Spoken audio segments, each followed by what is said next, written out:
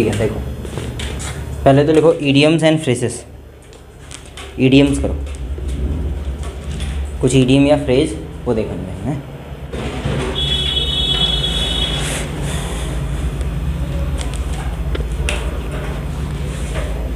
देखना, to be lost in the clouds.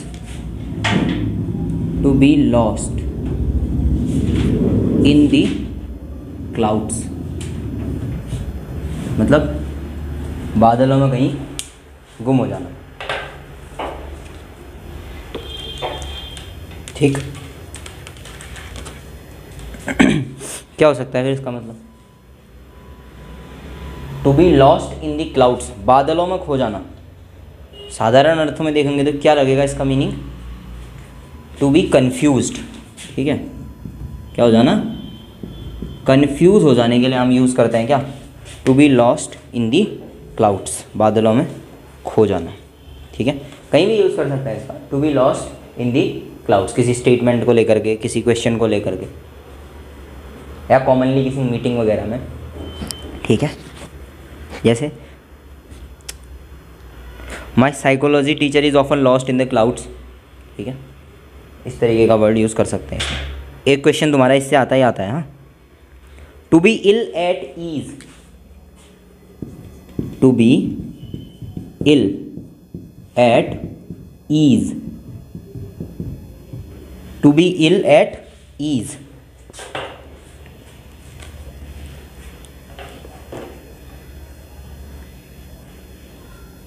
To be ill at ease. To be ill at ease का मतलब एक तरीके से बीमार पड़ना है किसी कंडीशन में। इसका मतलब होता है किसी कंडीशन में अनकंफर्टेबल हो जाना।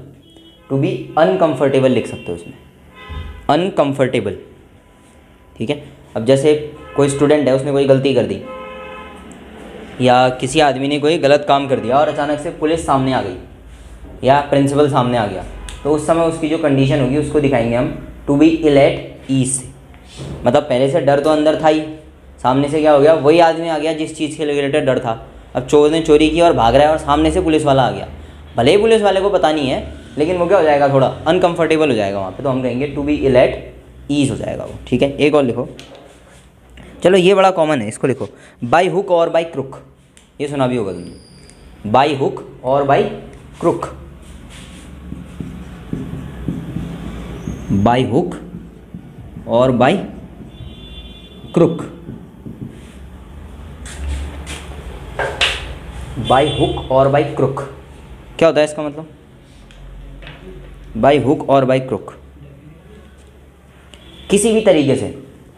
ठीक है, जैसे हिंदी में कहते हैं शाम दाम दंड भेद, ऐसे बाई हुक और by crook, by any way, किसी भी तरीके से इसको करना है। लिखो, इसमें लिख सकते हो तुम बाई वन मीन्स और अनदर। बाई वन मीन्स और अनदर, एक या दूसरे, किसी भी तरीके से हो जाए वैसे। बाई वन मीन्स और अनदर, बाई वन मीन्स और अनदर। अब जैसे 3 इडियट्स के अंदर है, चतुर रामलिंगम है उसमें एक, तो अपना तो पढ़ता है रट के, और क्या करता है साथ में दूसरे स्टूडेंट्स के कमरे के नीचे से मैगजीन अंदर को सरका देता है। उससे क्या कर रहा है वो, बाई हुक और बाई क्रुक उसको फर्स्ट आना है। ठीक हो गया, तो ऐसे वाली कंडीशंस में बाई हुक और by crook, by any way. ठीक है, तो student wants to try to come first in the class by hook और बाई क्रुक, किसी भी तरीके से वो फर्स्ट आना चाहता है। ठीक हो गया, तो ऐसे ही कुछ इडियम एंड फ्रेजेस हैं। एक तुम लिखो टू बी इन ट्यून, ये तुम कल करके लाओगे। To be in tune, to be in tune, office में काफ़ी यूज़ होता है ये, to be in tune. To be in tune, ठीक है, खासकर फॉरेन कंपनी के अंदर काफ़ी देखा जाता है ये टू बी इन ट्यून जो है, इसका यूज़ काफ़ी होता है। तो लास्ट हमने क्या लिखा था,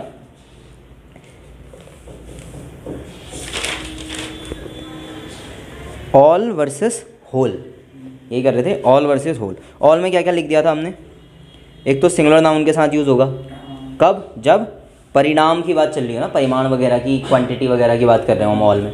और अगर ऑल में हम संख्याओं की बात करने लग जाएं तो फिर प्लूरल नाउन लग जाएगा उसमें। और एक चीज़ और कही थी हमने कि द कब लगता है, अगर लगाने की ज़रूरत पड़ी तो द कब लगेगा, दी ऑल या all the, all the, all के बाद दी का यूज़ होगा। एक और चीज़ कही थी मैंने नेगेटिव फ्रेज के बारे में, क्या थी वो, कि अगर कोई नेगेटिव फ्रेज होगा, नेगेटिव वर्ब वाला कोई सेंटेंस है, तो उसमें ऑल क्या नहीं करेगा, सब्जेक्ट में नहीं आएगा, स्टार्टिंग में नहीं आएगा, ठीक है, कोई भी नेगेटिव फ्रेज। जैसे all childrens do not like going to school है, तो ऑल चिल्ड्रन में ऑल पहले आ गया है, लेकिन सेंटेंस क्या है, नेगेटिव है, तो ये सेंटेंस क्या हो जाएगा, गलत हो जाएगा। नो चिल्ड्रन कर लो, कोई दिक्कत नहीं है, ठीक है, नो चिल्ड्रंस या लाइक गोइंग टू स्कूल ये हो सकता है, ठीक है, या children do not like going school ये भी कर सकते हो, ठीक है। अच्छा, होल के साथ नहीं लिखा था ना हमने, हाँ, तो होल में लिख लो, होल। जैसे ऑल का इस्तेमाल हमने किया तो हमने कहा ऑल जो है ये संख्या, क्वांटिटी दोनों बता रहे हैं ना, मात्रा भी बता रहे हैं। होल का संख्याओं के साथ इस्तेमाल नहीं होता, होल का इस्तेमाल होता है मात्रा या परिमाण जिसको हम कह देते हैं, क्वांटिटी के लिए। जैसे अगर हमको कहना हो ना होल मेंबर्स तो गलत होगा, या होल पर्सन जिनको हम गिन सकते हैं, जैसे एक पूरी टीम जा रही है तो होल टीम, ठीक है। अब हमने कहा होल प्लेयर्स, ये थोड़ा ऊटपटांग है। ऑल प्लेयर्स अच्छा रहता है क्योंकि हम उसको काउंटिंग के साथ, नॉन काउंटिंग के साथ यूज़ करते हैं। एक तरीके से ऑल नॉन काउंटेबल नाउन्स के साथ यूज़ हो तो ज़्यादा बेटर है। नॉन काउंटेबल का मतलब जैसे चीनी वगैरह है, दूध है जिनको गिन नहीं सकते, होल मिल्क, इस तरीके का। लेकिन होल के साथ एक सिंपल चीज़ है द, और वो कहाँ आएगा, होल से पहले आएगा, यानी कि द होल होगा, होल द नहीं होगा, ये दिमाग में रखना। तो द कहाँ यूज़ होगा, होल से पहले, दी होल होगा, ना कि होल फिर द, ठीक है। होल का मतलब होता है संपूर्ण, जैसे कि ऑल का होता है, लेकिन ऑल में नंबर ऑफ मेंबर्स, संख्याएं ये भी आ जाती हैं। होल में मात्रा रहती है। जैसे she sold the whole milk, she sold the whole milk, तो द लगा दिया हमने, होल लगा के क्या लिखा, मिल्क, ठीक है। यहाँ पे मिल्क क्या है, नॉन काउंटेबल। अब दूध थोड़ी गिनोगे कितना था, तो क्या हो गया, दी होल, ध्यान देना, होल से पहले क्या लगेगा, द लगेगा, होल द मिल्क नहीं होगा, ठीक है, दी होल। जैसे ही अगर भाई दी होल से स्टार्ट कर रहे हो तो दी होल होगा, होल नहीं होगा, the whole material was destructed, इस तरीके का कुछ लगा सकते हो, बट दी होल पहले आएगा, ठीक है। चलो, इसमें इससे ज़्यादा कुछ खास नहीं है। होल में ये चीज़ ध्यान रखना कि ये केवल मात्रा या परिमाण के साथ इस्तेमाल होता है, या एक तरीके से तुम कहो तो क्वांटिटी के साथ इस्तेमाल होगा, ठीक है। लोग वगैरह या संख्या जहाँ तुम गिन सकते हो, होल ट्रीज वर कट, ऐसा नहीं होता है, ठीक, दी होल ट्रीज ऐसा नहीं होगा। करने के लिए करते हैं but it's not appropriate meaning that the whole trees, the whole person, ऐसे कुछ गिनने वाली चीज़ों के साथ तुम होल लगा दे रहे हो। होल का यूज़ हम क्वांटिटी वाली चीज़ों में करते हैं, जैसे मिल्क है और वाटर है, जिन चीज़ों को नहीं गिन सकते। अगला लिखो ईच, ईच, EACH, ईच और एवरी, वैसे इन दोनों का क्लैश है, बट ईच फिर एवरी अलग अलग पढ़ेंगे। ईच,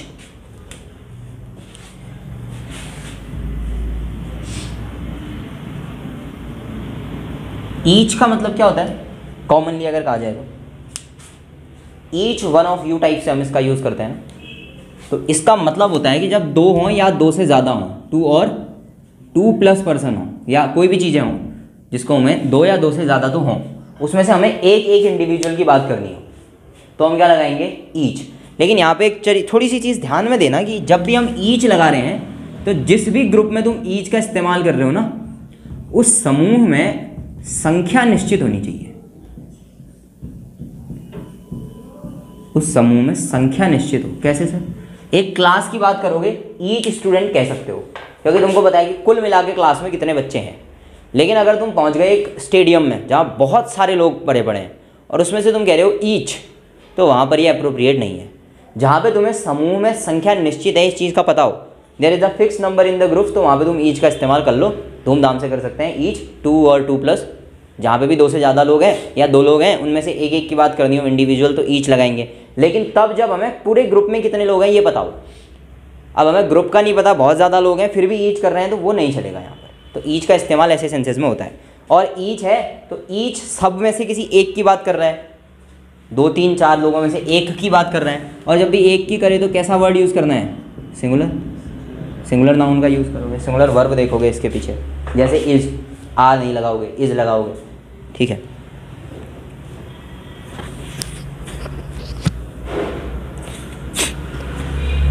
फिर और भी देखेंगे कैसे कैसे होता है। फिलहाल लिखो, एक सेंटेंस लिखो, each boy of this class, each boy of this class.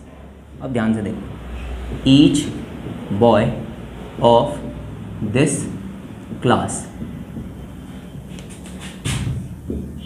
Red pen, has या हैव, तो वो डिसाइड होगा ईच से। हैव नहीं लगा सकते, क्या लगाएंगे, हैज़। सिंगुलर रखना है ना, और सिंगुलर के लिए मजबूरी है हैज़, जैसे कि इज लगाना हो वहीं पे, ठीक है। Each boy of this team is running होगा, आर रनिंग नहीं होगा, ठीक है ना। तो यहाँ पे ये थोड़ी सी मिस्टेक्स कॉमनली तो मिल जाती हैं, दिख जाती हैं, कहीं कहीं ना दिखें तो थोड़ा ध्यान देना। The teacher will punish each of you, मतलब कहने का मतलब ये है कि ईच पहले भी आता है, बीच में भी आता है, ऐसा कुछ नहीं है कि केवल सब्जेक्ट ही बनेगा, ऐसा बिल्कुल ज़रूरी नहीं है, ठीक है। और एक चीज़ ध्यान देना, ईच जब भी सब्जेक्ट की तरफ आया हुआ है, ईच या जब भी ऐसे आया हुआ है और जब भी तुमको ईच दिख रहा है, तो ध्यान देना कि सिंगुलर काउंटेबल नाउन का यूज़ होना चाहिए वहाँ पर, ठीक है। सिंगुलर काउंटेबल, जैसे एक एग्जाम्पल लिखो, एग्जाम्पल लिखो, each member was allowed to speak, each member was allowed to speak,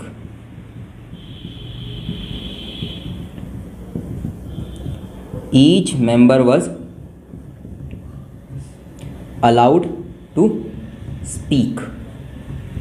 अब इसमें गेम कहाँ पे हुआ देखना, ईच से स्टार्ट किया हमने और फिर हम पहुंचे मेंबर तक। यहाँ पे मैंने क्या लिखना चाहिए था, मेंबर्स, ध्यान से समझना, मेंबर्स लिखना था, लेकिन लिख दिया मेंबर, क्योंकि ईच लग गया है।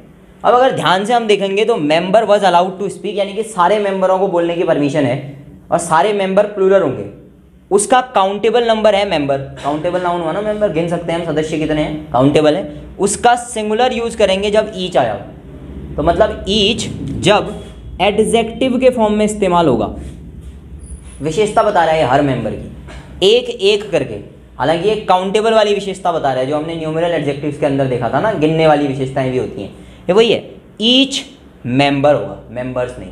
यानी कि जब भी each in the form of adjective आ रहा है, उस समय पे हमें जो नंबर रखना है या जो नाउन रखना है वो कैसा होना चाहिए, सिंगुलर काउंटेबल नाउन होना चाहिए। यानी कि एक तो नाउन होगा कैसा, काउंटेबल, गिनने योग्य, यानी कि इसकी जगह में मिल्क नहीं रखेंगे, पहली चीज़ ये हो गई। और दूसरी चीज़ ये हो गई कि उसको सिंगुलर भी होना चाहिए, मेंबर होगा मेंबर्स नहीं, पर्सन होगा जैसे वो होगा, स्टूडेंट होगा स्टूडेंट्स नहीं, बुक होगा बुक्स नहीं, लेकिन मिल्क यहाँ पे होगा ही नहीं। मिल्क क्यों नहीं होगा, ईच मिल्क नहीं होगा, क्योंकि हमने कहा सिंगुलर तो ठीक है बट काउंटेबल नाउन भी लगा दिया है साथ में, मिल्क काउंटेबल नहीं होता है। तो जो वर्ड याद रखना है हमको कि अगर each in the form of adjective use होता है तो ये वाला जो नाउन है ये हमारा क्या होना चाहिए, पहला सिंगुलर और दूसरा countable.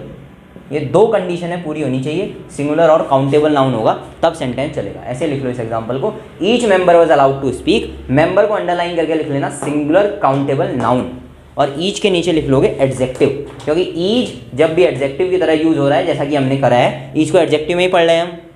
So each member was allowed to speak, ठीक है, मेंबर सिंगुलर रहेगा साथ में काउंटेबल। ईच मिल्क नहीं हो सकता, ईच वाटर नहीं हो सकता, ठीक है। हाँ अब समझो, ईच के बाद पर्सनल प्रोनाउंस का यूज भी गलत होता है। ईच के बाद कोई भी पर्सनल प्रोनाउन मतलब व्यक्तिगत या व्यक्तिवाचक सर्वनाम, मतलब किसी व्यक्ति के स्थान पर जो सर्वनाम आते हैं, किसी पर्सन के स्थान पे किसी नाम की जगह पे अगर हम कोई प्रोनाउन यूज करते हैं जैसे यू, तो ईच यू गलत है, ठीक। ईच के बाद कोई भी पर्सनल प्रोनाउन यूज नहीं होता है, तो नोट में लिख लो या अगला पॉइंट बना के लिख लो इसमें, each plus personal pronoun is wrong, each plus personal pronoun is wrong. Each you will have to pay fine गलत है,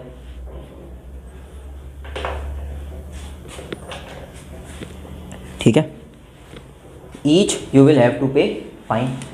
अब इसको ठीक कैसे किया जा सकता है जरा देखो, each you will have to pay fine लिखा, हमने कहा सर ईच के साथ हम ये यूज़ नहीं कर सकते, पर्सनल प्रोनाउन है ना, व्यक्तिवाचक सर्वनाम, किसी व्यक्ति की जगह पे प्रोनाउन लगा दिया तुमने। मतलब यहाँ पे कुछ होता होगा, ईच यू, तुम में से कोई किसी का नाम होता होगा, नहीं लिखा यू लिख दिया। इसको ठीक करना हो तो हम क्या करते हैं, ईच और यू के बीच में क्या जोड़ देते हैं, so each of you will have to pay fine. अब ठीक है, यानी कि हम ये समझ गए कि ईच के साथ डायरेक्ट पर्सनल प्रोनाउन का यूज़ नहीं होगा, हाँ बीच में ऑफ वगैरह डाल करके हम इसका इस्तेमाल कर सकते हैं। ठीक, तो अगर कहीं ये सेंटेंस दिख जाए each you will have to pay fine, तो इसकी वर्ब में गलतियाँ मत ढूंढना, गलतियाँ कहाँ हैं, स्टार्टिंग में ही है। ठीक, तो अभी तक तुम्हारे पास जितना तुमने पढ़ा उसके हिसाब से तुमने जो जो चीज़ें पढ़ी हैं उसमें से कुछ चीज़ें जो तुम्हें दिमाग में रखनी है वो ये कि तुम वर्ब पढ़ चुके हो। तो इसका मतलब किसी भी सेंटेंस के वर्ब में कोई एरर आने वाला है तो तुम्हारी आंखों से नहीं बचना चाहिए। जैसे एक बड़ा कॉमन सा वर्ड अगर आ गया, ईच, ये वर्ब से रिलेटेड कोई आ गया, अगर तुमको दिख रहा है हैज़, हैव, हैड, तो तुम वहाँ पे थर्ड फॉर्म ढूंढने की कोशिश करोगे, हालांकि वहाँ बाय बीइंग ना लगाओ। ठीक है, ऐसे ही तुम कोशिश करोगे कि कहीं पर यूजुअली आया है तो उसमें फर्स्ट फॉर्म आनी चाहिए। ठीक है, अगर कोई यूनिवर्सल ट्रुथ ऐसा सेंटेंस आता है तो तुम कोशिश करोगे कि वर्ब की फर्स्ट फॉर्म वहाँ पे ढूंढ लो। उसके साथ में तुम पढ़ चुके हो आर्टिकल, इसका मतलब तुम्हें पता है कि कब एक, कब एन और कब द का इस्तेमाल होना है। तो इसमें अगर कहीं पे द, ए और एन आता है तो तुम उसकी गलतियाँ भी आइडेंटिफाई कर पाओगे। और अब तीसरा पॉइंट जो तुम्हारा क्लियर आ गया वो आ गया क्या, एडजेक्टिव्स। तो अब अगर किसी सेंटेंस में तुमको एडजेक्टिव्स दिख गया, जैसे कि अभी तक के केस में few, a few, the few, little, a little, the little, all, whole, ऐसा कुछ भी दिख गया, तो उससे रिलेटेड सारे रूल्स तुम्हारे दिमाग में हैं। तो एक सेंटेंस को पढ़ते हुए हर शब्द के साथ उससे रिलेटेड रूल्स को अप्लाई करते हुए चलोगे, किसी में भी एरर आइडेंटिफिकेशन तुम्हें मिल जाएगा। लेकिन यह है कि केवल एक को दिमाग में रखोगे तो गड़बड़ हो जाएगी।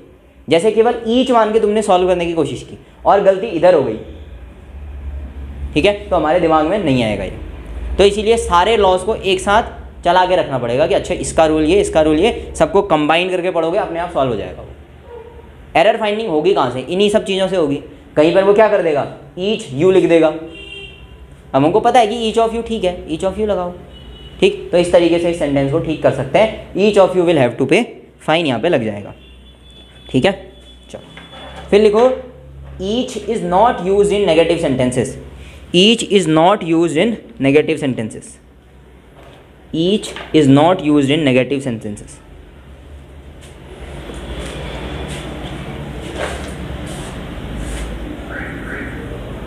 Each computer was not checked. Each computer was not checked. Each computer was not checked. जैसे ये सेंटेंस है, नेगेटिव है। क्या तुमने ऐसा कभी सुना ईच के साथ नो, नॉट? होना भी नहीं चाहिए। Each computer was not checked, bracket में लिख लेना इनकरेक्ट। और इनकरेक्ट क्यों है, लॉ हमने पढ़ लिया। Each is not use in negative sentences. But sir sentence तो बनाना पड़ेगा, कुछ न कुछ तो होगा ना। अब each computer was not checked में भले ही हम ईच ना लगाएं, कुछ तो लगाएंगे। कहने का सिंपल मतलब ये है कि हमारे जो कंप्यूटर हैं वो चेक नहीं किए गए हैं। ईच कंप्यूटर, जितने भी कंप्यूटर हैं, तो हम क्या लिख सकते हैं इसमें, अगर दो कंप्यूटर हो, जैसे सपोज करो दो ही कंप्यूटर है, neither computer was checked, not नहीं लगता फिर उसके साथ, वो खुद ही नेगेटिव है। नो कंप्यूटर वाज चेक्ड कर सकते हैं। अच्छा, no computer was not checked नहीं होता है, यहाँ दोनों नेगेटिव एक साथ थोड़ी डालोगे। नो कंप्यूटर वाज चेक्ड ये भी कर सकते हैं, बट ईच का इस्तेमाल नहीं करेंगे। ठीक है, चलो, या ऐसा भी लिख सकते हैं हम, अगर हमको लग रहा हो कि एक ही कंप्यूटर है, ऐसा कुछ है, ईच हटा दो, computer was not checked, computers was not checked. कई सारे तरीके हैं बदलने के, बस जो रूल है वो ये है कि नॉट या नेगेटिव सेंटेंसेस में ईच का यूज़ नहीं होना चाहिए। अगर कहीं दिख गया तो तुरंत समझ लेना कि कुछ गड़बड़ है, वहीं पे एरर है, ईच को हटाना है। ठीक है, अगर इसमें गलती ढूंढनी हो तो नॉट में गलती मत ढूंढना, गलती ईच में है। नेगेटिव सेंटेंस तो ठीक है, ईच नहीं होना चाहिए, उसमें कुछ और होना चाहिए। ठीक है, चलो अगला लिखो, एवरी। ईच एंड एवरी कहा था ना, तो ईच हो गया, तो ईच के साथ ही अब क्या पढ़ेंगे, एवरी।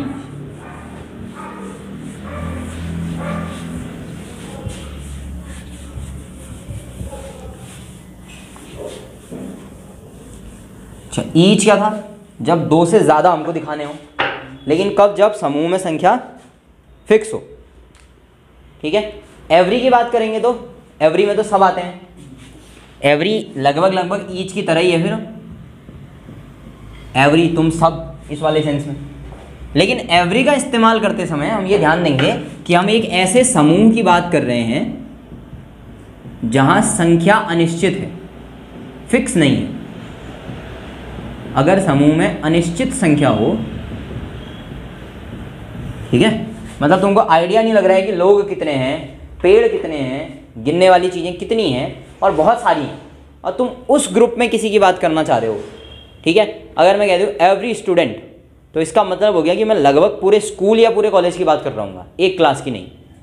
एक क्लास की बात करूँगा तो कुल मिला के 30, 40, 50 बच्चे ईच लगा सकते हैं हम, वहाँ फिक्स नंबर है। बट एक पूरे कॉलेज की बात करूँगा तो हम क्या लगा देंगे, एवरी टाइप का इस्तेमाल करेंगे वहाँ पर। तो इसमें सिंपल डेफिनेशन आती है, ईच एंड एवरी के बीच का जो मेन डिफरेंस है वो आता है ग्रुप, जिस ग्रुप के ईच या एवरी पर्सन की हम बात कर रहे हैं उसमें टोटल नंबर कितना है। अगर वो फिक्स है तो ईच लगाएंगे, ज़्यादा है तो एवरी लगाएंगे, ठीक है। अगर by the way every 2, every 3 आ गया, जैसे खाली एवरी आया, सिंपल एवरी है, तो इसके साथ सिंगुलर यूज करोगे। एवरी स्टूडेंट्स नहीं होता, एवरी स्टूडेंट होता है। लेकिन अगर एवरी के बाद कोई न्यूमरल आ गया, एवरी 2, 3 ऐसा कुछ आ गया, तो फिर वहाँ पर क्या यूज़ करेंगे हम, प्लूरल यूज़ करेंगे। Every 2 students, but every student, ये दिमाग में आ रहा है क्या चल रहा है। एवरी स्टूडेंट होगा लेकिन एवरी 2 स्टूडेंट्स होगा, ये दिमाग में रखना। अगर एवरी का सिंपल यूज़ हुआ है तो फिर तो एवरी के साथ सिंगुलर का यूज़ करोगे, अदरवाइज 2 और 3 आ गया है तो फिर वहाँ पर प्लूरल फॉर्म का इस्तेमाल किया जाएगा, ठीक है। ठीक है, ये नाउन जो है वो कैसी हो जाएगी, प्लूरल हो जाएगी। यहाँ एवरी के साथ सिंगुलर नाउन और वर्ब का यूज़ होता है, और एवरी 2 है, 3 है तो वहाँ पे प्लूरल का यूज़ होता है, ठीक है। जैसे लिखो every man is loyal in the country, every man. अब जैसे मैंने एवरी लगाया ना, 1, 2 नहीं लगाया उसके आगे, तो इसका मतलब मैन MAN वाला होगा।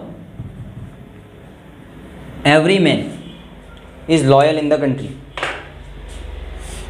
ठीक है। अगर यहाँ पे ध्यान से देखो तो एवरी के साथ क्या लगा, मैन सिंगुलर है, इज सिंगुलर है, every man is loyal in country, in the country. हाँ, every man is loyal in the country, ठीक है।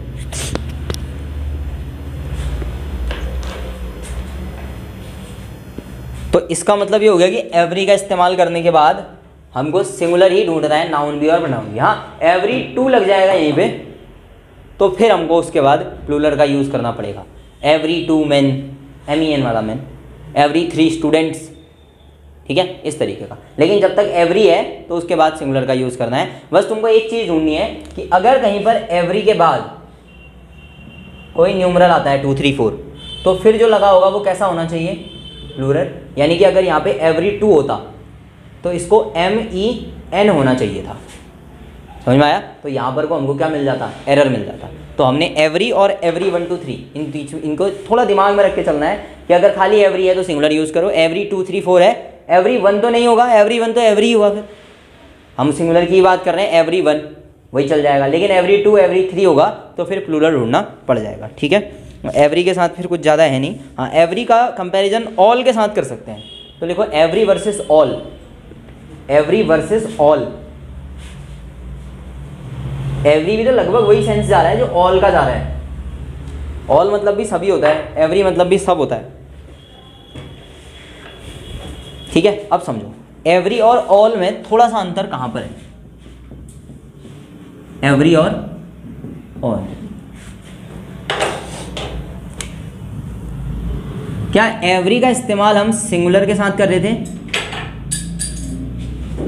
एवरी MAN वाला में यही कर रहे थे। इसी के साथ हम सिंगुलर काउंटेबल का भी यूज कर रहे थे, फिर singular countable noun, student, person, गिनने वाली चीजें। ऑल कहाँ कहाँ लग रहा था,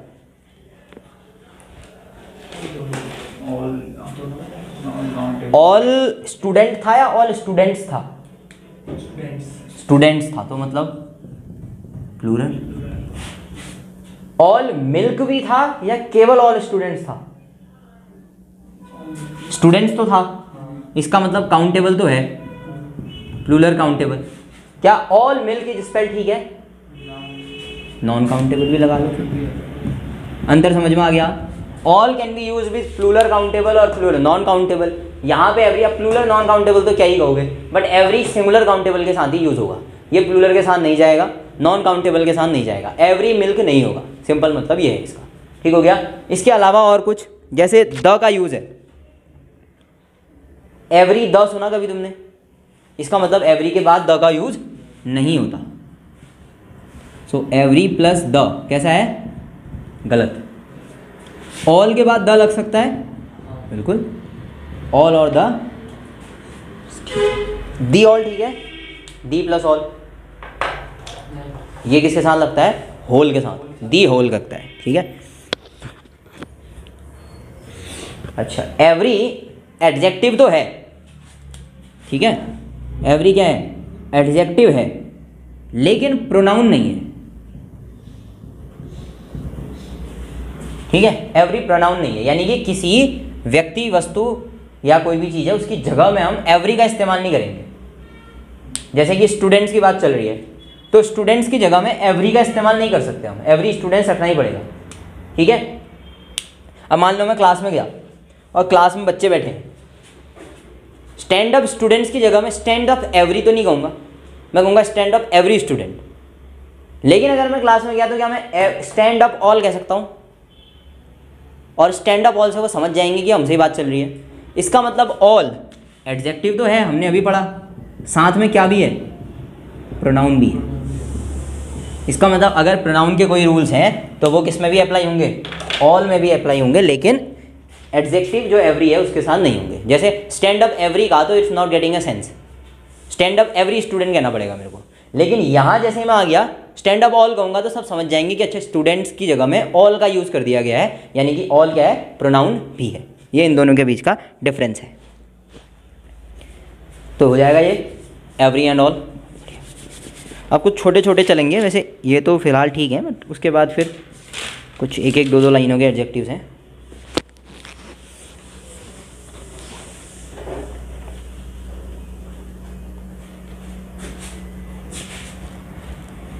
तो ये चल जाएंगे।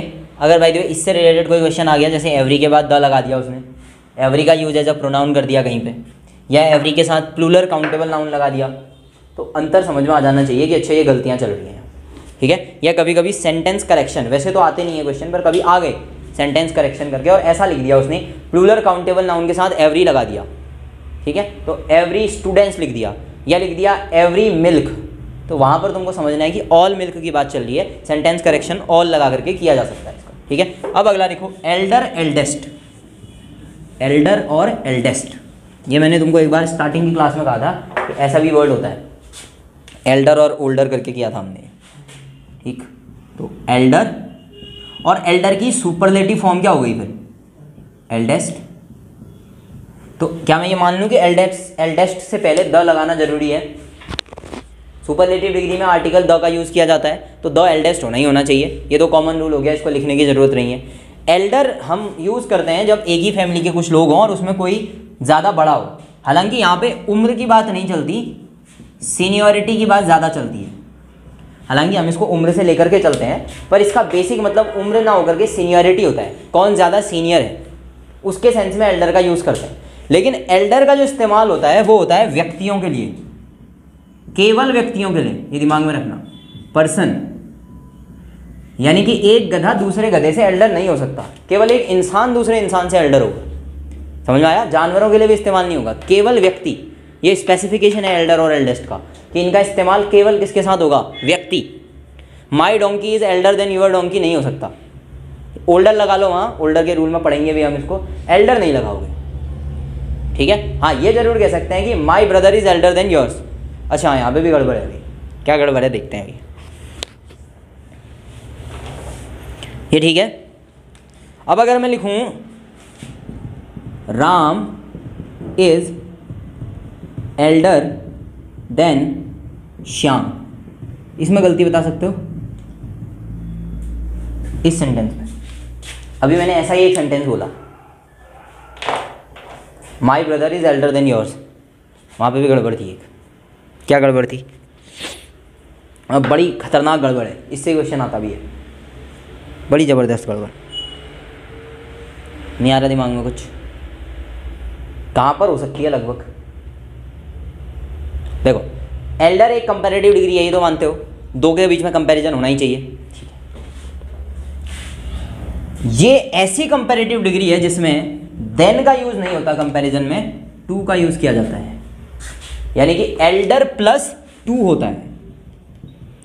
Elder to Ram, elder to Shyam, elder to brother, elder to sister, लेकिन एल्डर द लगा दोगे तो खत्म है, एल्डर देन तो खत्म हो जाएगा, ये ध्यान देना। और बड़ा कॉमन मिस्टेक है जो हम घर में रोज कर देते हैं, इंग्लिश बोलते टाइम बड़े कॉमनली करते हैं, my brother is elder than yours, क्योंकि हमने सिंपल सुना है कि जब भी तुलना करनी हो, कंपैरिजन करना हो, देन लगाओ धूमधाम से। यहाँ नहीं लगता, एक जगह और नहीं लगता देन, कहाँ? उनमें जहाँ IOR एंड में आ रहा हो, senior junior, Ram is senior than Shyam नहीं हो सकता, Ram is senior to Shyam होगा। हालांकि ये दोबारा आएगा, अभी सीनियर जूनियर तब पढ़ेंगे। ये जो IOR वाले होते हैं ना एडजेक्टिव, सीनियर जूनियर सुपीरियर, ये सब लैटिन एडजेक्टिव्स हैं, लैटिन वर्ड से आए हैं, इन सब में टू लगता है। ऐसे ही एल्डर में भी क्या लगता है? टू लगता है, देन नहीं लगता। बड़ी कॉमन मिस्टेक है, इस एग्जाम्पल को भी लिख लेना, Ram is elder than Shyam करके इनकरेक्ट कर लेना सामने, या फिर ऐसे लिख लो तब भी चल जाएगा। बस यहाँ पे अंडरलाइन जरूर कर लेना इसको कि टू नहीं, मतलब टू का यूज़ होगा, देन का यूज़ नहीं होगा इसमें, ये बड़ा ध्यान देने वाली चीज़ है।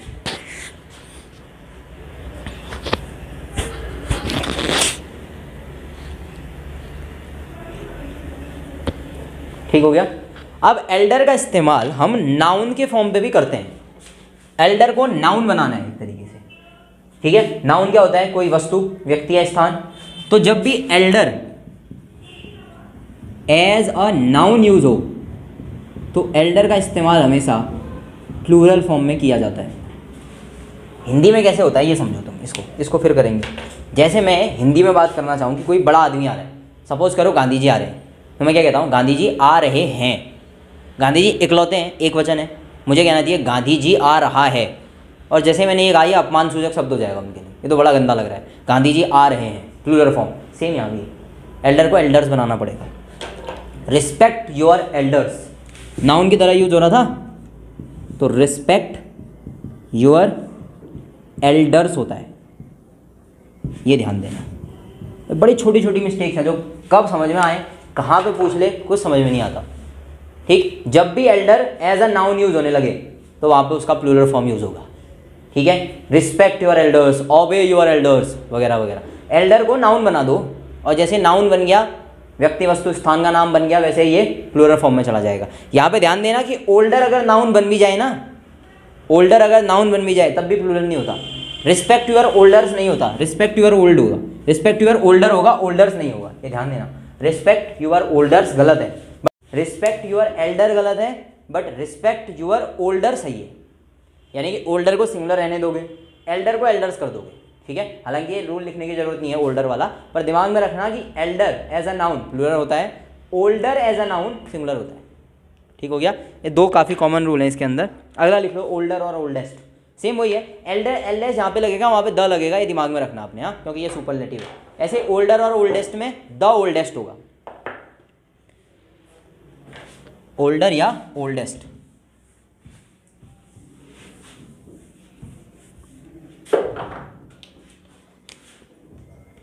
ओल्डर या फिर ओल्डेस्ट। अच्छा, एल्डर का यूज किसके लिए किया था हमने? केवल व्यक्ति, यहां पर पर्सन भी चलेगा, एनिमल भी चलेगा, साथ में अगर कोई वस्तु है वो भी चल जाएगी। जैसे this sugar is this sugar, comparison कर रहे हो, कौन सी शुगर ज़्यादा पुरानी है, कौन सी वाइन ज़्यादा पुरानी है, ओल्डर। एल्डर नहीं होती, हाँ, एल्डर केवल व्यक्ति होते हैं, लेकिन ओल्डर सब होते हैं। ओल्डर व्यक्ति भी हो सकते हैं, ठीक है। माई ब्रदर इज ओल्डर देन, ये हो सकता है, चल जाएगा वहाँ पर, ठीक है। हाँ, यहाँ पे कोई गड़बड़ नहीं की मैंने, ओल्डर के साथ देन ही लगता है, ये दिमाग में रखना। ओल्डर के साथ टू नहीं लगता, ओल्डर देन होता है, बट एल्डर टू होता है। ये दोनों लॉ दिमाग में रखना, ओल्डर देन एल्डर टू, ठीक है। तो हम ये कह सकते हैं दिस इज द, जैसे ओल्डर का कंपैरिजन करना हो किसी के साथ, तो Ram is older then his friend, ठीक है, Ram is older then his friend. तो यहाँ पर हमने लिख लिया राम इज ओल्डर, टू नहीं क्या, देन हिज फ्रेंड। अब यहाँ पे हमने देखा कि ओल्डर का इस्तेमाल हमने पर्सन के लिए भी किया, तो क्या मैं यहाँ पर ये भी लिख सकता था कि Ram is elder to his friend, बिल्कुल पर्सन के साथ है, यूज करो धूमधाम से, एल्डर भी ओल्डर भी। हाँ वस्तु के लिए होता my wine is older than your friend's wine, चल जाएगा। मतलब ओल्डर का इस्तेमाल तुम इन तीनों में कर सकते हो, my donkey is older than yours, चल जाएगा। अगर बाय द वे इसी में जैसे पहले वाले में एल्डेस्ट होता वैसे इसमें ओल्डेस्ट होता, तो हम लिख सकते हैं this temple is the oldest temple in Delhi, this temple is the oldest temple in Delhi. The लगाना ध्यान रखना, पहले लगाना है, ये क्यों लगाना है द, क्योंकि ओल्डेस्ट सुपरलेटिव डिग्री है, एल्डेस्ट होता तो भी सुपरलेटिव डिग्री, ठीक है। Ram is the eldest brother, ऐसे वाले सेंटेंस में द पहले लगाना जरूरी है, तो ये चल जाएंगे। अब इसमें तो खैर कोई खास दिक्कत होगी नहीं। ओल्डर के साथ क्या लगाना है, देन, एल्डर के साथ टू, बस इतनी गलतियां दिमाग में रखना, ये गलती ना हो। बाकी ओल्डर का इस्तेमाल व्यक्तियों के साथ अगर हुआ है तो गलत नहीं है, किसी का भाई ओल्डर बिल्कुल हो सकता है, लेकिन किसी का भी जानवर एल्डर नहीं हो सकता। एल्डर केवल व्यक्ति होता है, ओल्डर सब कुछ होता है, व्यक्ति वस्तु स्थान सब, जिसकी बात चल रही हो सब चला सकते हैं इसके साथ। अगला लिखो लेटर, ये लेटर है LATER वाला, LATER, LATER लेटर है लेट की कंपैरेटिव डिग्री, यानी कि तुलना करते हैं ना जिसमें हम, वो है ये लेटर, कुछ अधिक देर से, ऐसा सेंस होता है इसका, थोड़ा सा अधिक देर से कोई आया, जैसे I reached the school later than Sham, ऐसा कुछ, I reached the school later than Sham. अब देन तो लगाना ही है, हमने कंपैरिजन कर रहे हैं, टू वाला एक हमने पढ़ लिया, बाकी में तो देन ही लगेगा, लेटर देन शाम, कंपैरिजन हो गया यहाँ पर, ठीक है। तो ये लिख सकते हो। ऐसे ही इसका इस्तेमाल कई बार अगले पार्ट के लिए भी किया जाता है, जैसे Ram visited me in the later part of the day, ऐसा भी होता है कई बार, मतलब जरूरी नहीं है कि इसी में हो, अधिक देर से के सेंस में इसका इस्तेमाल करते हैं। तो इसमें लिख सकते हो I reached school later than Sham, ये एक सामान्य एग्जाम्पल हो जाएगा इसका, इसमें बहुत ज़्यादा पढ़ने के लिए कुछ नहीं है।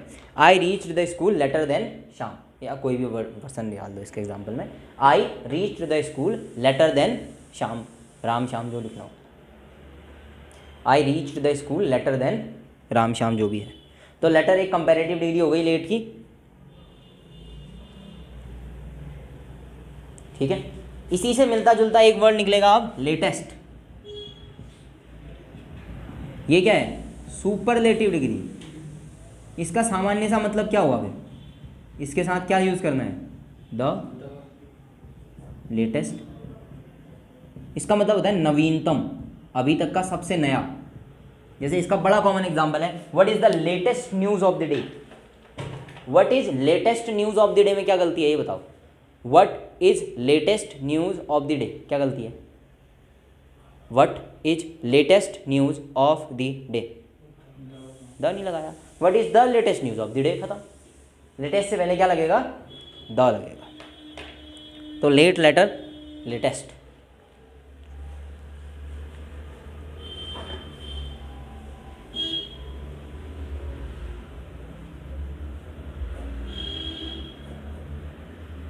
ठीक है। अच्छा, अब इसके बारे में क्या जानते हो ये बताओ। ये सब एडजेक्टिव ही हैं। लेटर, LE वाला नहीं, LA बट TTER वाला, इसका क्या मतलब होता है। LATER तो होता है लेट की कंपैरेटिव डिग्री, यानी कि बाद में आया बेचारा, लेट हो गया समय के हिसाब से। LATTER क्या होता है, ये चलता है ऐसे किन्हीं दो का कंपैरिजन जो एक पहले आया हो और एक बाद में, बाय देयर पोजीशन कह सकते हो, तो पोजीशन या स्थिति के अनुसार जो बाद में हो, समय के अनुसार नहीं, समय के अनुसार LATER। अगर कोई लेट पहुंचा है तो उसमें समय है ना, तो वहाँ लेटर। जैसे मैं स्टेशन पहुंचा, मेरे से पहले कोई पहुंच गया है तो मैं कहूँगा मैं लेटर पहुंचा, ये वाला लेटर। लेकिन अगर कोई चीज़ किसी चीज़ के बाद आई है तो वो ये वाला लेटर है, ठीक है। जैसे कि कोचिंग क्लास में कोई बच्चा आया, वो पहले आया, फिर उसके बाद कोई दूसरा आया, तो वो ये कह सकते हो तुम बाद में आया, समय के हिसाब से बाद में आया। अब अगर मैं कहूँ 1 महीना पहले कोई आया और बाद में आया, तो मैं ये इसके साथ ये भी लगा सकता हूँ लेटर, वो उसके ठीक बाद आया, ये भी कह सकते हो इस वाले में। तो ये लेटर पोजीशनिंग के हिसाब से चलता है। जैसे लिखना the later chapters of novel, ये वाला later, the later chapters of novel are interesting, the later chapters of novel are interesting. ठीक हो गया। दी लेटर चैप्टर्स, बाद के चैप्टर्स जो हैं, समय के हिसाब से नहीं चल रहा है, वो प्लेस बता रहा है तुमको कि अच्छा इसके बाद ये है, तो ये चल जाएगा।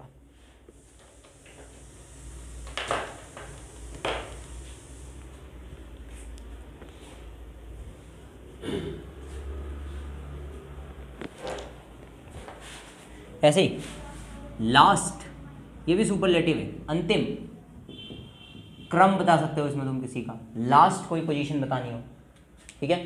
तो इसमें अब लास्ट है तो अपने आप में द लास्ट होता है, ठीक। तो जैसे क्या होगा ये, what is the last day of fee submission, what is the last chapter of this book. जैसे द लास्ट चैप्टर तुम्हारा किसी इंग्लिश में ऐसा है, नहीं द फर्स्ट लेसन है ना उसमें, तो द फर्स्ट लेसन चैप्टर ऐसा है चैप्टर का नाम। ऐसे the last chapter, the last class, ये सारी चीज़ें द लास्ट के साथ चलती जाएंगी। लास्ट का मतलब क्या हुआ फिर, अंतिम, ख़त्म, जहाँ पे समाप्त हो जाएगी कोई चीज़, किसके हिसाब से, टाइम के हिसाब से भी हो सकती है, द लास्ट डे, पोजीशन के हिसाब से भी हो सकती है, द लास्ट चैप्टर। इन सब में लास्ट से पहले क्या लगाना है ये दिमाग में रखना कि द लास्ट चैप्टर रखना है, ठीक है। तो इसमें कुछ भी लिख सकते हो लास्ट के हिसाब से, the last chapter of this book was amazing, ठीक है। ऐसे सारे सेंटेंस इसमें आ जाएंगे। ये सब एक ही टाइप के सेंटेंस हैं, लास्ट, लेटर, लेटर और उसके बाद लेटेस्ट, ये सब लेट के फॉर्म पे ही चल रहे हैं, लेकिन कुछ समय कुछ पोजीशन ऐसे बता रहे हैं ये, ठीक है। अब ऐसे एक है नियरेस्ट, इसी सेंस में आ रहा है वो भी, नियरेस्ट। नियरेस्ट का मतलब नज़दीक, किसी चीज़ से नज़दीकता दिखाएगा। नियरेस्ट का मतलब होता है सबसे ज़्यादा नज़दीक। जब 2-4 चीज़ों का कंपैरिजन होगा ना, जो सबसे नज़दीक होगी उसके लिए आएगा नियरेस्ट। जैसे लिखो, I got admission in the nearest school. क्या मैं ये मान के चलूँ कि नियरेस्ट तुम्हारी समझ में आ गया, सुपरलेटिव डिग्री है, नियर के साथ लगेगी, नियर, नियरर और नियरेस्ट, तो ये सुपरलेटिव डिग्री है, तो इससे नियर फिर कुछ नहीं हो सकता, ठीक है। So I got the admission in the nearest school. और ये खुद से दिमाग में रखना कि जहाँ मैंने कह दिया सुपरलेटिव डिग्री है, वहाँ उससे पहले क्या आ जाना चाहिए, द, एज द आर्टिकल। तो क्या हो जाएगा, आई got the admission in the nearest school. इसके आगे सबसे नज़दीक लिख सकते हो, इसका मतलब होता है सबसे नज़दीक। सबसे नज़दीक, दो का कंपैरिजन होगा तो नियरर, और नज़दीक की सिंपल बात चल रही होगी इन पॉजिटिव डिग्री तो नियर। अगला लिखो नेक्स्ट, नेक्स्ट, NEXT, नेक्स्ट मतलब अगला, नेक्स्ट पर्सन, नेक्स्ट चैप्टर, ऐसा करते हैं। स्थिति या क्रम दोनों के लिए यूज़ होगा ये, स्थिति भी हो सकती है और क्रम भी हो सकता है, दोनों में नेक्स्ट का यूज़ कर सकते हो। जैसे I sat next to my friend, इसमें अगला क्रम है उसका, ठीक है। क्या हो सकता है, I sat SAT next to my friend, ठीक। किसी मूवी थिएटर में गए, कहीं मैच देखने गए, तो वहाँ क्या लगेगा, नेक्स्ट टू माई फ्रेंड, ठीक है। या फिर नेक्स्ट टू योर हाउस, मेरा घर कहाँ है, तुम्हारे घर के बगल में है। अगला घर मतलब कौन सा है, मेरा ही है, ये भी लिख सकते हो। या ये भी लिख सकते हो, mister Ram is the next speaker, तो अगले क्रम में जो आएंगे बोलने के लिए वो कौन है, मिस्टर राम है। ऐसे सेंस में भी नेक्स्ट का इस्तेमाल किया जा सकता है। तो नेक्स्ट का साधारण मतलब होता है अगला, जिसमें कि स्थान भी हो सकता है, ऑर्डर भी हो सकता है, क्रम भी हो सकता है, ठीक है। नेक्स्ट का कहीं भी इस्तेमाल कर सकते हो। I sat next to my friend और mister Ram is the next speaker. अच्छा, यहाँ पे तुमने एक चीज़ देखी होगी, नेक्स्ट में मैंने दोनों बार द का यूज़ नहीं किया है, एक ही बार किया है, mister Ram is the next speaker. तो वहाँ पे मैं स्पेसिफाई करना चाह रहा था कि अगले हैं, लेकिन यहाँ पे जैसे मैंने कहा ना, I sat next to my friend, यहाँ पे स्पेसिफिकेशन नहीं है, ठीक है, इसका मतलब नेक्स्ट सुपरलेटिव डिग्री की बात नहीं चल रही है, नेक्स्ट का क्रम अगले क्रम से होता है। यहाँ पे ये तारीफ करने का सेंस है कि अच्छा मेरी पोजीशन की विशेषता नेक्स्ट बता रहे हैं, इसीलिए ये क्या है, एडजेक्टिव है। द नेक्स्ट लिखने की जरूरत नहीं थी क्योंकि आपका दोस्त यहाँ पर बैठा हुआ है, तो एक नेक्स्ट ये है, एक नेक्स्ट ये है, ठीक है। अब मैं यहाँ भी हो सकता हूँ, यहाँ भी हो सकता हूँ। दी नेक्स्ट जैसे ही मैंने कहा तो वहाँ पे स्पेसिफिकेशन है कि अच्छा इसने बोल दिया तो अब अगला यही होगा, द नेक्स्ट, ठीक है। बाकी कोई ऐसा खास डिफरेंस नहीं है। अच्छा अगला लिखो, सम लैटिन एडजेक्टिव्स, LATIN, सम लैटिन एडजेक्टिव्स, ये होते हैं IOR एडजेक्टिव्स। सम लैटिन एडजेक्टिव्स, जैसे इसमें लिख लो सुपीरियर, सीनियर, जूनियर, ये लिखो senior, junior, superior, senior, junior, superior, ये इसके एग्जाम्पल हो गए। और भी बहुत सारे होते हैं, इन्फीरियर। तो इसमें लिख लो IOR एडजेक्टिव +2, इसको अंडरलाइन कर लो या इसको बॉक्स में डाल लो। किसी भी IOR एडजेक्टिव के बाद टू का इस्तेमाल किया जाता है, देन का नहीं। और ये सबसे बड़ी गलती है जो पूछी जाती है एग्जाम में, IOR के साथ देन लगा के पूछते हैं बहुत धूमधाम से, और बच्चे जम के गलत करके आते हैं इसको। Ram is junior than Shyam, क्या गलती है, कुछ भी नहीं, ठीक तो लग रहा है और सेंटेंस भी अच्छा लगता है। और कॉमन इंग्लिश वालों की जो माइथोलॉजी चलती है, वही दिमाग में ये चल रहा होता है ना कि इंग्लिश में जो चीज़ सुनने में ठीक लग रही है वो सही होती होगी, क्योंकि हम भाषा को इसी नज़र से देखते हैं ना कि जो सुनने में ठीक लग रही है और समझ में आ जा रही है उसको मान लो कि सही है, फिर ग्रामर ख़त्म हो जाता है। तो यहाँ पे IOR एडजेक्टिव के बाद टू लगता है, तो इसमें सिंपल सा एग्जांपल दे सकते हो कोई भी, जूनियर टू, सीनियर टू, किसी के साथ भी, जैसे Ram is junior to Shyam, he is superior to you, pronoun के सेंस में ही दो, he is superior to you करोगे, देन यू नहीं, टू को अंडरलाइन कर लेना जिससे कि ये समझ में आ जाए कि इनके साथ क्या लगता है, टू लगता है। तो एक तरीके से मैं ये बोल सकता हूँ कि ये कंपैरेटिव डिग्री है। क्या IOR वाले कंपैरेटिव होते हैं? जूनियर, दो का कंपैरिजन करोगे तभी तो पता चलेगा कौन जूनियर है, सीनियर, दो का कंपैरिजन करोगे तभी पता चलेगा, सब चीज़ में ये कंपैरेटिव है। हालांकि कुछ ऐसे भी होते हैं जो पॉजिटिव होते हैं पर तुम्हारे काम के नहीं है, कुछ ऐसे होते हैं जो केवल एक ही में रहेंगे, लेकिन ज़रूरी नहीं है उनका यूज़ करना। IOR के साथ हमेशा टू एडजेक्टिव होगा। सिंपल सी चीज़, superior, junior, senior, comparative degree है तो कंपलसरी है कि तुलना तो करनी पड़ेगी किसी ना किसी से, तो उस तुलना में देन की जगह में क्या लगेगा, टू लगेगा, ये दिमाग में रखना। चलो अगला लिखो अब, ईदर, EITHER, आइदर, ये बड़ा सामान्य सा शब्द है, आइदर। कई बार आइदर और होता है, कई बार केवल आइदर का इस्तेमाल भी होता है, ज़रूरी नहीं है आइदर और ही लगे, लेकिन अगर आइदर के साथ में कंपैरिजन टाइप कुछ ऐसा चल रहा है, आइदर और भी होता है, ठीक है। जैसे नाइदर नॉर होता है, केवल नाइदर भी होता है, केवल आइदर भी होता है, ठीक है। जैसे इसमें एक एग्जांपल लिखो आइदर में, either book will be useful,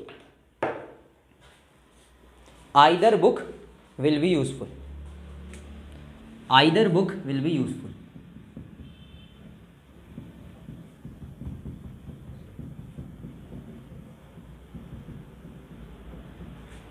लेकिन आइदर रिलेशन कब बताएगा, इस चीज़ को थोड़ा दिमाग में रखना, क्योंकि इसका कंफ्यूजन होगा बोथ के साथ। बोथ और आइदर दोनों एक ही साथ दे रहे हैं, both book will be useful, क्या दिक्कत है। तो आइदर तब लगता है जब तुम्हें लगे कि दो चीज़ें जिनका तुम कंपैरिजन कर रहे हो या जिनका संबंध दिखा रहे हो ना आइदर से, दो चीज़ें, उनमें अलगाव ज़्यादा नहीं है, या एक ही चीज़ के भाग हैं, एक ही चीज़ के भाग हैं, या एक ही जैसे हैं, या लगभग एक जैसे दिखते हैं, या जिनका डिवीज़न या बंटवारा नहीं किया जा सका, ऐसी चीज़ों के साथ हम क्या यूज़ करेंगे, आइदर, ठीक है। यानी कि ये एक दूसरे के भाग के सेंस में जब होंगे, पार्ट के सेंस में, तब हम आइदर का यूज़ ज़्यादा करते हैं। बोथ जब चीज़ें अलग अलग हों उनके लिए हम यूज़ करते हैं। जैसे मुझे कहना हो कि ये ट्रेन की पटरी है, इसके दोनों तरफ पेड़ लगे हैं, तो मैं बोथ नहीं कहूँगा, वहाँ पे ज़्यादा प्रॉपर रहेगा मैं आइदर साइड कहूँ, ठीक है। Either side of the train track there are trees, इसका मतलब उन दोनों को अलग करना इम्पॉसिबल है। इम्पॉसिबल इन द सेंस इसलिए कि एक ही के दो हिस्से हैं वो, ठीक है। ऐसे वाले सेंस में जब एक ही के दो हिस्से हो जाएं तो हम वहाँ पर आइदर का इस्तेमाल करते हैं। अगर बाय द वे हमें ये सेंस कहना हो, दो चीज़ों को एक साथ दिखा रहे हैं, जब दो कह रहे हो तब तो आइदर, या उनमें से एक कहना हो तो आइदर और, ठीक है। ऐसे वाले सेंस में जब एक ही के दो हिस्से हो जाएं तो हम वहाँ पर आइदर का इस्तेमाल करते हैं। अगर बाय द वे हमें ये सेंस कहना हो, दो चीज़ों को एक साथ दिखा रहे हैं, जब दो कह रहे हो तब तो आइदर, या उनमें से एक कहना हो तो आइदर और, उनमें से एक। जब दो कह रहे हैं तो आइदर लगेगा, जैसे either book will be useful. लेकिन मुझे कहना हो केवल एक ही बुक उनमें से अच्छी होगी, या तो ये वाली बुक या फिर ये, आइदर दिस और दिस। तो वहां पर हम जो यूज करते हैं वो होता है आइदर प्लस और। ठीक है, तो आइदर और कब चलेगा? जब दो चीजों में ये कंपैरिजन होगी, इनमें से कोई एक अच्छी है, कोई भी एक तुम चुन सकते हो, इच्छा तुम्हारी है, बट इसमें या इसमें, ऐसे वाले सेंस में हम किसका यूज करते हैं? आइदर और का। कॉमनली तुमने और का यूज सिंपल भी सुना होगा। और का मतलब हम किस सेंस में करते हैं यूज? या के सेंस में। राम और श्याम कह देते हैं ना, तो आइदर राम और Shyam is good in hand writing, ऐसा कुछ जो है इसका सेंटेंस बन सकता है, वहां पर हम इसका यूज कर सकते हैं। ऐसे अगर नाइदर का यूज करना हो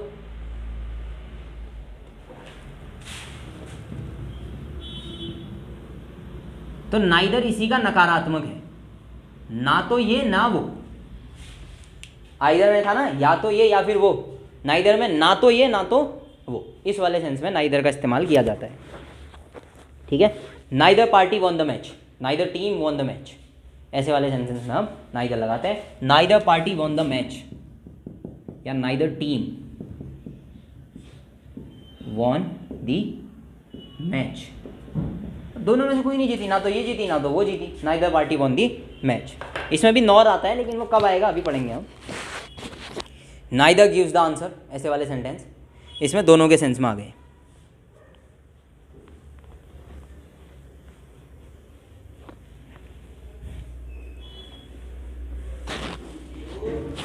ठीक है, अच्छा अगला लिखो बोथ। और बोथ और तगड़ा है। बोथ वहां यूज होता है जहां स्वाभाविक रूप से कोई भाग ही ना किए जा सके, दोनों एक ही चीज हो, उस समय पे हम बोथ लगाएंगे। दो व्यक्तियों के आपस में भाग ना किए जा सकते हो तो बोथ मैन ऐसा यूज करेंगे हम। लेकिन बोथ का इस्तेमाल हम प्लूरल सेंस में करते हैं, ये दिमाग में रखो।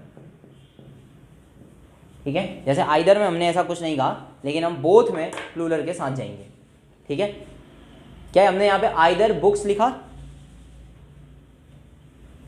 आइदर बुक्स लिखा, हमने आइदर बुक लिखा, सिंगुलर है, मतलब एक एक बुक का अलग अलग व्याख्या कर रहे हैं। बोथ में हम प्लूरल यूज करेंगे, both books will be useful, दोनों।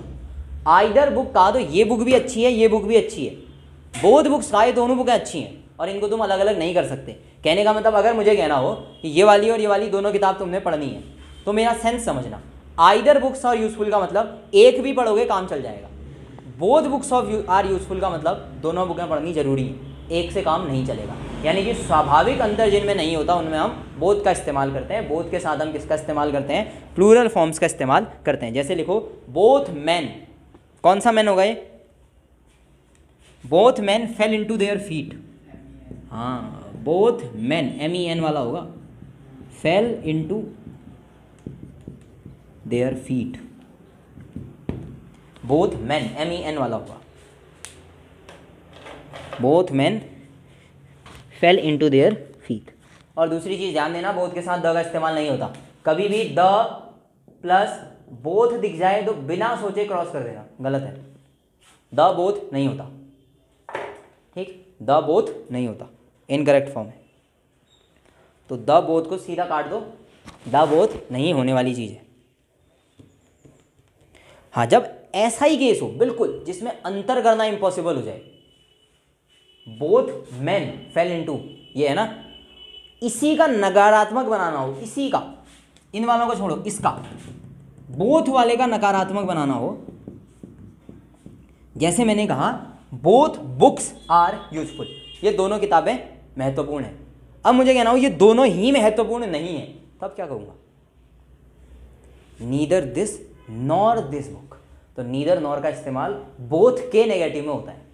जहां पर बोथ लगाए ना, दोनों आदमी गिरे काम ने, both man fail into their feet. अगर हमने कहना हो दोनों नहीं गिरे, neither this nor this man fail into their feet, ऐसे सेंसेस में नीदर के साथ नॉर का यूज होता है। यानी कि बोथ के नकारात्मक में नीदर प्लस नॉर का इस्तेमाल किया जाता है। लिखो क्या, बोथ के नकारात्मक वाक्यों में नीदर प्लस नॉर का इस्तेमाल किया जाता है। Neither Ram nor Shyam won the prize. तो ना तो ये जीता ना तो वो जीता, तो neither Ram nor Shyam won the prize. ठीक है, neither Shyam neither Ram nor Shyam won the prize. ठीक, तो अब कुछ लॉज और कुछ एक दो fewer, less, lesser, more, most ये बचे हैं, और उसके बाद एडजेक्टिव्स के रूल हैं जो कि एक दिन का काम और है। ठीक है, आज क्या है, वेडनेसडे, कल थर्सडे, कल इसी को करेंगे। ठीक है, कल रीजनिंग नहीं करेंगे, कल इंग्लिश करेंगे, इसको ख़त्म कर देंगे एडजेक्टिव्स को, क्योंकि उसके बाद ये होगा कि हो सकता है कल मैं तुमको सारे एडजेक्टिव्स का एक पूरा पेपर एक साथ दे दूँ, तो उसको तुम आराम से कर लोगे। वो एक साथ में दूंगा तो तुम्हें फ़ायदा हो जाएगा उससे। ठीक, तो हम कल ये पूरा ख़त्म कर लेंगे। ठीक है, मतलब कुछ कॉमन रूल जो छूट गए हैं उसमें मेरा कहने का मतलब ये है कि मान लो ऐसा हो, जैसे फर्स्ट, थ्री, थ्राइस, ये तीनों वर्ड एक ही सेंटेंस में आ जाए तो इनका ऑर्डर क्या होगा? पहले क्या लिखेंगे, फिर क्या लिखेंगे, फिर क्या लिखेंगे? जैसे ट्वाइस, सिंगल, इनका ऑर्डर क्या होगा, तो क्या लिखेंगे? There are three thrice first three thrice, क्या लिखते हैं? ये रूल्स में आते हैं एडजेक्टिव के। ठीक, कि एडजेक्टिव्स का यूज़ कैसे करना है ये रूल्स में पढ़ेंगे। ये एडजेक्टिव्स का पोर्शन है पर एडजेक्टिव नहीं है। एडजेक्टिव हम इनको पढ़ चुके हैं पहले, फ्यूअर क्या होता है, लेसर क्या होता है, पहले पढ़ दिया है। अब इनका यूज कैसे करना है ये पढ़ेंगे। ठीक हो गया।